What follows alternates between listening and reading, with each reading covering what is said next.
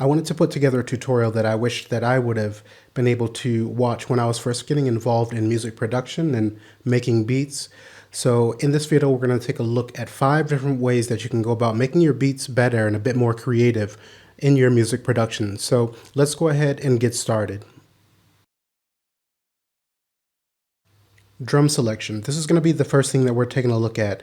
And when I'm not creating tutorials, if I'm doing something where I'm maybe creating a rough track in, say, my getting started videos, typically when I'm working on a track that I'm invested in, I'm going to spend a lot more time choosing the individual sounds for the drums, the drum track in the song.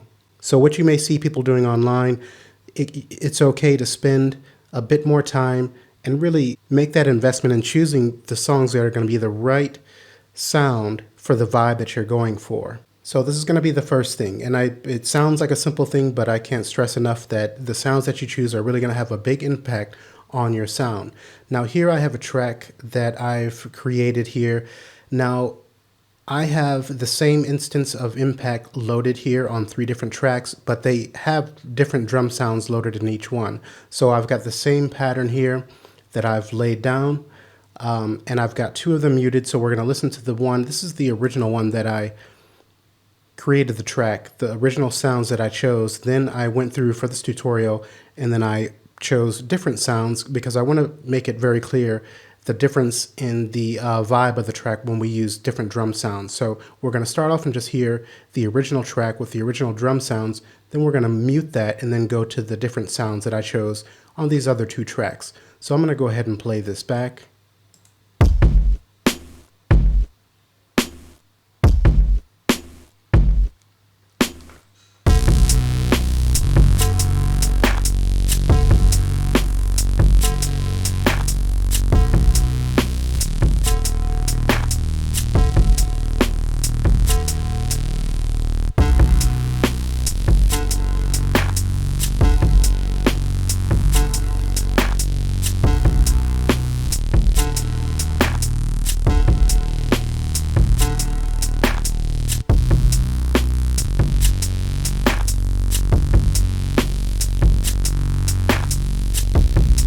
Okay, now I'm going to mute the original and switch to the new one.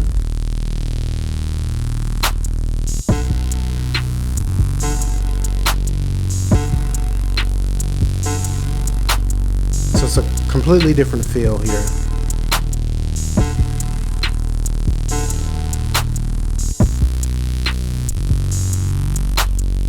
Okay, I'm going to mute this one and then move on to the third.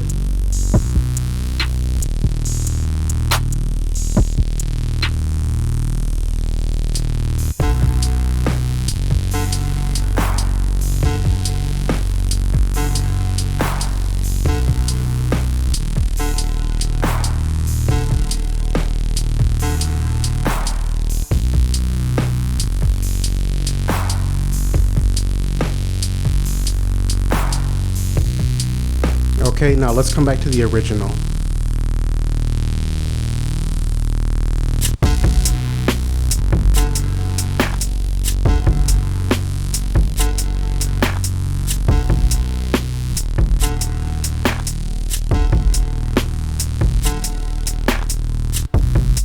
Okay, so I hope that that's apparent how you're going to get a completely different vibe depending on the drum sounds that you're choosing with this example that I gave here. Now, one thing that you can always do is, I'm going to mute the original. Let's come to the second one. One thing that you can do when you're experimenting with different sounds is if I play this back, we can open up our impact. So here on this kick, we can come up to the top here and use the left-right arrows to choose different sounds that are in the folder that this is in. So if I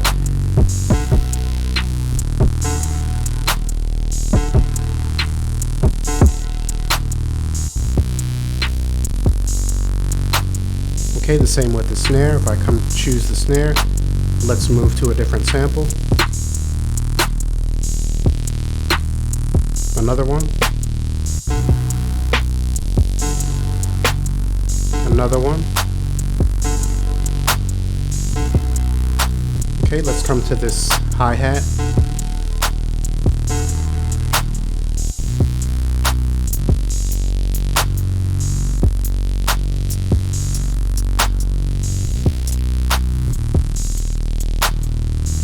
Okay, so that's a simple way that you can audition different sounds within the individual pads here to work on getting the vibe that you want, the feel that you want for your track. And of course, we could always come to the browser here and then go to your files where you have your drum sounds and just click and drag them onto the pads here to audition sounds. You could play back and then start the audition here.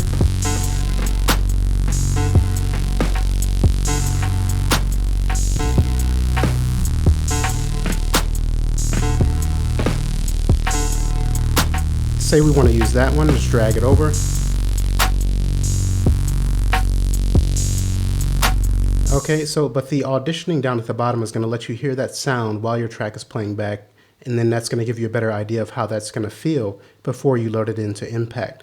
So this seems like a simple one, guys, but definitely pay close attention to the sounds that you're choosing when you're creating your drum tracks. It's going to make a big difference in your productions. So let's go ahead and move on to number 2. So fine-tuning your sounds is also something that seems simple but can make a big difference in the feel of your track. So here we have that same track that we listened to in the first tip. And with this one here, the fine-tuning that I'm referring to is using the pitch, the tune, and the filter section of Impact or whatever drum machine that you're using, VST, within your DAW or Studio One. So here we're going to play back, and I have the other 2 muted here. We're back to the original drum sounds that I've chose, and we're going to go ahead and play this back and listen to the difference that adjusting the pitch and also working with the filter is going to make within our track.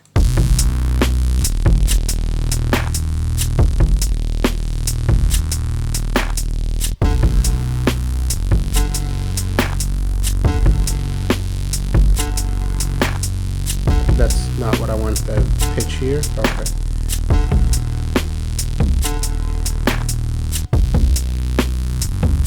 Okay, the bass drum just got pitched up. Let's do the snare. Let's take that down. I like that, actually.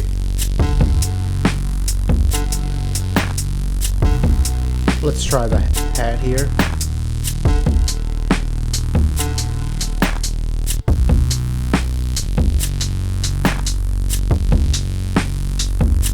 So you can even tune these to fit the better tone, for lack of a better word, or the color of your song when you're working with the pitch here.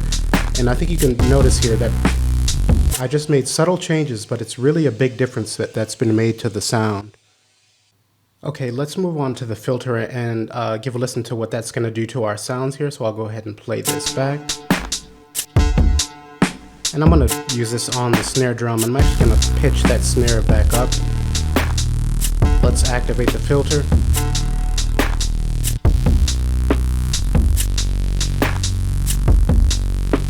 Okay, we could take that resonance up.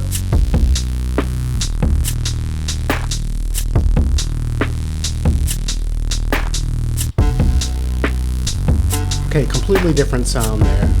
If I turn it off,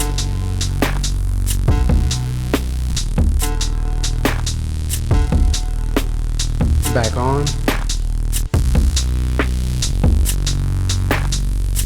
Okay, it's subtle, but it's there. So far we've looked at using the filter section here for shaping the tone of our snare drum, but we can also use it to cut frequencies from our sounds as well. So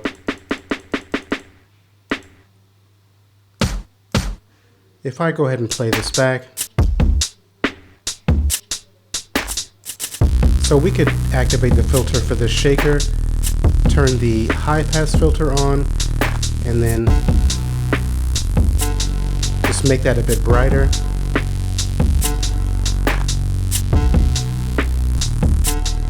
Take that resonance up, and then we can sweep through the cutoff. And that's going to give us a different sound for our shaker. It's subtle, but I'm sure that you can hear that. Okay, and then with Impact XT in particular, we also have drive and punch controls that we can use.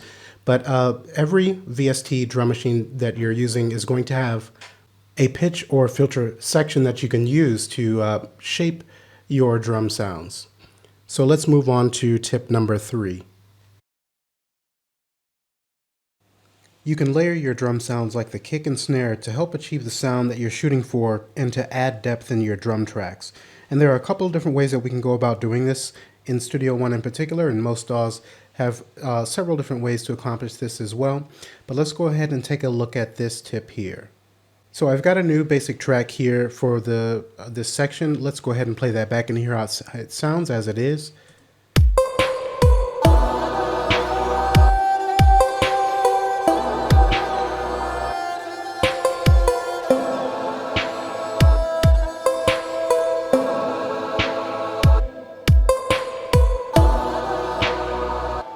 Okay, so for me, I think that the snare sounds a little bit weak, and we could change the snare, of course, but in this instance, I want to take a look at doubling that up and layering that snare to give it a bit more, to help it stand out a bit more and make the beat feel more complete and solid. So let's go ahead and open up our impact here, and I'm also going to come to Browse in the bottom right corner and open that up so we can see our folder with our drum sounds in here. And as we saw in an earlier tip, I'm going to go ahead and play this track back and then just audition some of these snare sounds and then choose one that we can bring in, and we're going to take a look at several different ways that we can layer in Studio One. Okay, I'm going to go ahead and play back. I'm going to start auditioning some other snares here. I'm going to press play in the audition.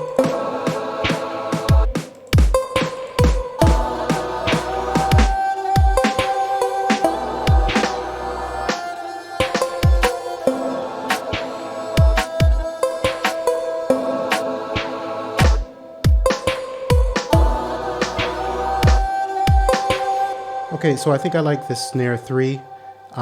So I know I'm not going to need any of these guitar pads, samples that are loaded on the pad. So I'm just going to drag that. Now that I've heard how it sounds in relation to the track, I'm going to drag that onto the guitars 5. And at this point, we do need to set up MIDI information to trigger it as one of the ways that we can layer this. So if I come to, let's close out the impact, and we will double click on that MIDI part for the impact, and I'm going to press W to zoom out. Now we can see these are the snares, the MIDI notes for the snare that is already in here.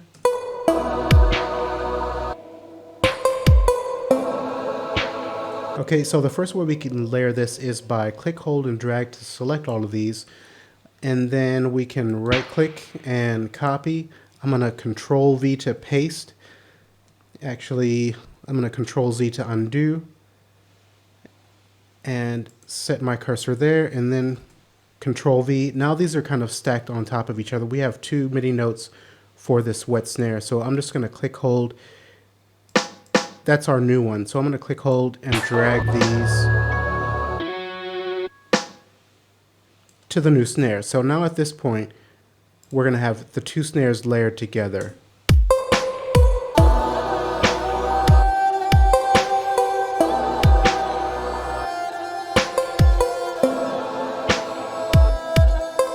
And our drums aren't separated out, but we can adjust the level. This is a bit too loud for me. It should be subtle. Okay, let's mute that.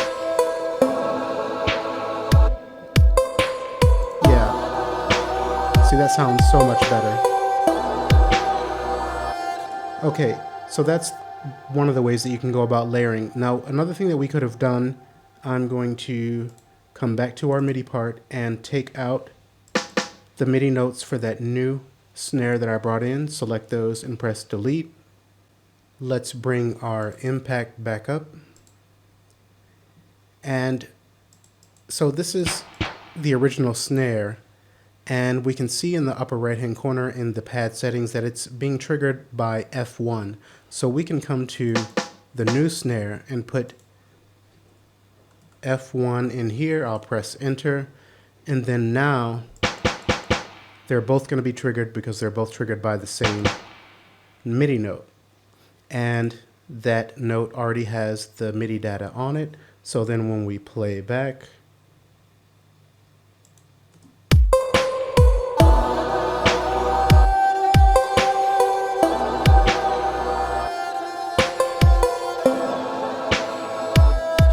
okay, so that's a really quick way that you can also layer. This is going to provide you with less flexibility because you may want to do something where you drop out a note or two from one of the snares, and so that they don't always hit at the same time. So this method is a little bit less flexible, but it's a quicker way if you know you want to have them hit at the same time always. Now, another method that we could have done, let's come back to our impact, and I'm going to change this to just a random key there. Let's come to our browser, and here's that snare. And then here's our original. So what we could do is click, hold, and drag, and then if I press Control, we can see that this changes, and actually what it's going to do is layer. So that's our original, and then we see we have another bar here for 2. That's the other one. So we also need to come over to our pad settings area and be sure that our layer mode is set to stack. And then now they're both going to hit at the same time. So now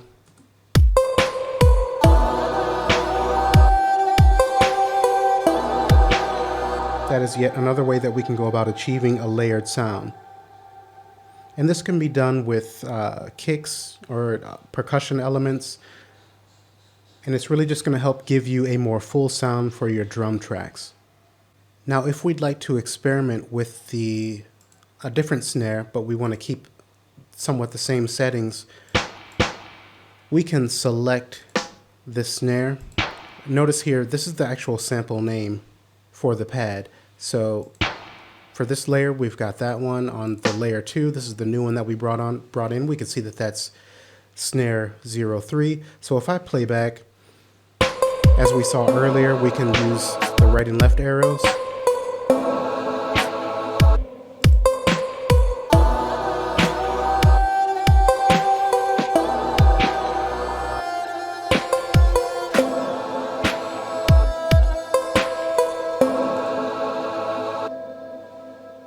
Okay, so yet another way to layer. And again, this one is going to be a little bit less flexible because we can't really adjust the volume or the gain or drop out notes for either one of these. They're just going to be triggered at the same time and using the same gain level that's set here in the amp section of the impact. All right, and now let's move on to tip number 4. Separate, organize, and process. Now this is maybe not the most exciting tip, but it's going to help save you a lot of time. It takes a bit of time to set up, but you'll get quicker at it the more you do it, and it's really going to help you develop your drum tracks and take them to a better level as far as the mix and processing is concerned. So here I have yet another basic track, and we actually don't need to listen to this right away, but I just want to make the point that the first one that we've got here, separate, if I come to our impact here,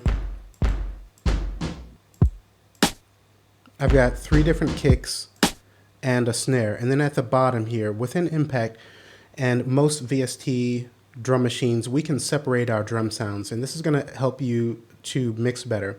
Now, of course, we have gain controls here within impact, and we can adjust the audio levels here, but it's really better to go ahead and separate those out into different channels within the mix console. And so the way that we can go about doing that is in the bottom right hand corner, we can see we have these little circles and a number. So the single circle means that it's on a mono channel, and this is the channel number. Up at the top here, we have 2 circles, so that means this is going to a stereo channel within our mix console. So we can just simply click on that and then choose a channel that we'd like to send out on. So for my kicks and snares, I usually send those out on mono. For percussion and other sounds, I'll usually use a stereo. So I've went through and sent these out to mono channel 3, mono channel 2, mono 1, and 4. And so if I go ahead and play this back,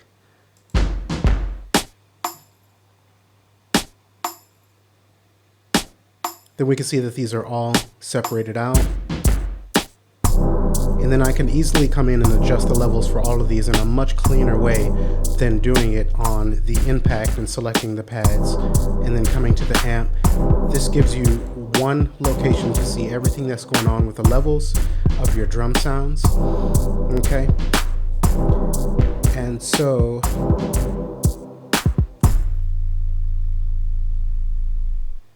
that's the first thing, separating out your drum sounds and your samples so that you can better mix those and adjust the levels. Now the next thing is organization. And if you notice here at the bottom, I have everything named here. So I have percussion 1, shaker 1, kick main, the kick 2, kick 3. I can easily identify these and solo them if I need to adjust different settings or work with processing or different effects. This just helps you really identify your drum sounds very quickly when you're working on mixing them. So just at the bottom, you can double click and then rename everything. And that's really going to help you be better organized when you're further developing your track. Now, if I come back to the impact, let's open that up. We can also name these. You can see I have kick main here. This is a personal preference. If you load the sample in, the name that it automatically assigns, you may want to keep that, and that will help you identify. But up in the pad settings area, we can come, say this hi-hat here, we can click there and rename to whatever you'd like. You can see I name this kick main because this is the kick that kind of carries the song, and that helps me to identify it quickly. So coming in and naming your pads will also help you identify what your sounds are when you have the impact open. And then we can come in and name these similarly as well. Now the next thing is processing, and this is yet another reason why we would want to separate these out to different channels. One of the big reasons why we would want to do that, because in this way we can apply compression to some of these individual sounds. This is really a personal preference, and it also depends on what sort of music you're doing. But once they're separated out by using the individual channels as we saw, we can then come in and say apply some compression to our main kick. We can say put some reverb on our snare. We have a tremendous amount of flexibility in what we can do and process these individual drum samples, and even tweak them to apply our own take on the sound and change it from the way it was originally created and the way it originally sounds in that way. So if you're using drum sounds that a lot of other people have, you can come in and apply different effects to make it your own and fit into your own song. So those first two, separate, organize, and then now we have process. And another thing that I tend to do with my drums is here are all of the drum sounds. So if I select one, hold shift, and then group all of these, we can right click and add a bus for those selected channels. And I've already done that here. So this will allow us to further process, and if we would like to add, say, some compression to all of the drums samples to help glue them together, we can do that here on our drums bus. So this, for me personally, is not the most exciting part of making a beat. I like creating it, but I'm trying to spend more time with this organization and processing and routing everything quickly or correctly so that I can have a more professional sound from my drums. And now let's move on to our last tip. Okay, using field samples. The last and actually my favorite tip of all is working with field recordings that we do ourselves, so we can find them online. You can even find sound packs that are made from field samples and already processed for you. But definitely using field recordings can give you sounds that no one else has, and they can add a really organic and creative sound to your music. They can be applied to more genres than you think. It doesn't have to be experimental. And I'm going to actually give you an example of a song that I created using only field samples, well, mostly field samples. But if you notice, this is the folder that contains all of my sounds and samples that I use for my songs. I actually don't have that much, but I've got a folder for field samples. When I expand that out, we can see I have instruments that are kind of just recorded, little bits of them, nature, random sounds, voice singing, voice talking. Now, if I come to the random sounds one, I'm just going to play a few of these. Some of them are a bit more weird than others.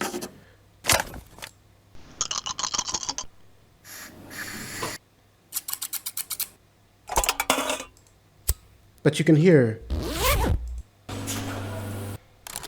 there's some percussive sounding sounds in here, and then once you kind of tweak those to what you need for your track, you can get some really cool sounds. So for instance, let's say this first one here, if I drag this to the pad 2, we've got that there. Now I can click on the edit sample, then we can see it here. I'll play that back. Let me bring in the end. So if I put that there, actually, I want this part here, and play that back. Okay, that's kind of a kick. It could be layered with a more traditional kick sound, and it's going to give an organic feel to your drum track. You could also include that first part. Let's cancel out of there, but actually I want to keep this like so. Let's save that, and then now, and I've got these two. So while I've got the kick selected, I can press D for the link, come to the little door close and press D. And now you can get an idea of how you can go about layering some of your field recordings with traditional sounds, and then you've got something new that no one else can possibly have. So that's one thing that you can do with field recordings. Now if I come to, say, drum 3 here, let's come back to my desktop and my sounds and samples, field samples, the random sounds, and then this one here. Let's drag that onto drum 3. I'm going to stop the auto preview. Let's edit that sample. And I'm just going to randomly choose some points here. I didn't plan this out. It's a super long sample. I'm going to save that.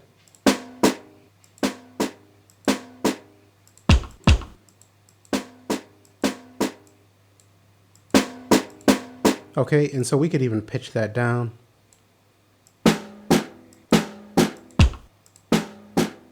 Okay, so all sorts of fun can be had with field samples.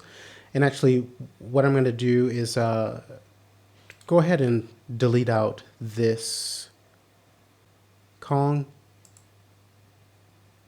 Delete all in group. And so here I have one Kong. This is the only thing loaded within this song. You can see here in the overview area. Okay, so on this solo, this one Kong, I've got a bunch of different field samples that I've loaded in here, mostly from the random sounds folder in my field samples folder. So we've got some pills shaking in the bottle there. We've got a pencil that it was a longer sequence of writing that I just shortened down to this one part. We've got a gun chambering, some people singing in a cave. We've got a choir, another choir, another portion of the people singing in the cave. We've got a door closing in a large warehouse there, and a strum, just a brief guitar strum there. We've got a bell here, a kick that's actually made from a field sample, a rain stick, and then lastly we have our 808, a traditional 808 sound.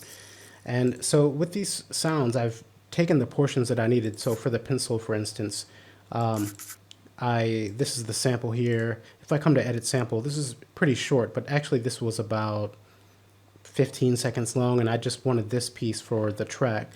So I did that with many of these, and it may seem like they would not go together, but actually I'm going to go ahead and play this track back, and then you can kind of get an idea. This is a bit more of an experimental track, but this is going to give you an idea. And this is an extreme example of using field samples. You don't need to go this far, but this is just something I enjoy doing. But you're going to hear this track and what could be done with using basically all field samples to create a song.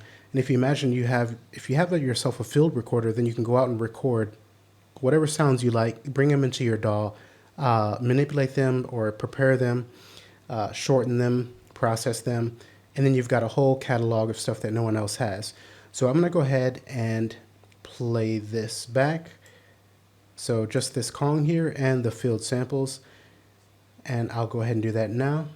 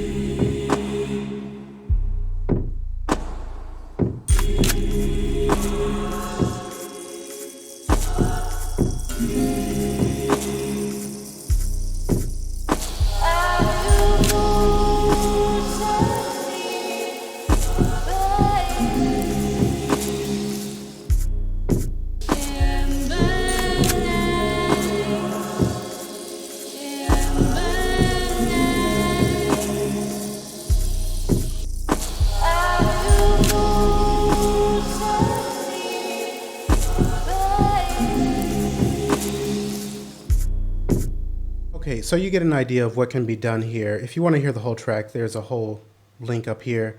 It's actually a music video set to it, but now you can see this is an extreme example of what you can do with field samples. But again, you can take individual ones and use maybe 2 or 3 in your track, or 1 or 2, and really get an organic sound and layer it with your traditional samples.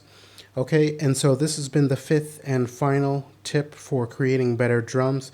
I hope that you guys have found some useful information in here that's going to help you take your drums to the next level. I appreciate you watching, and I will see you in the next tutorial. Later, guys.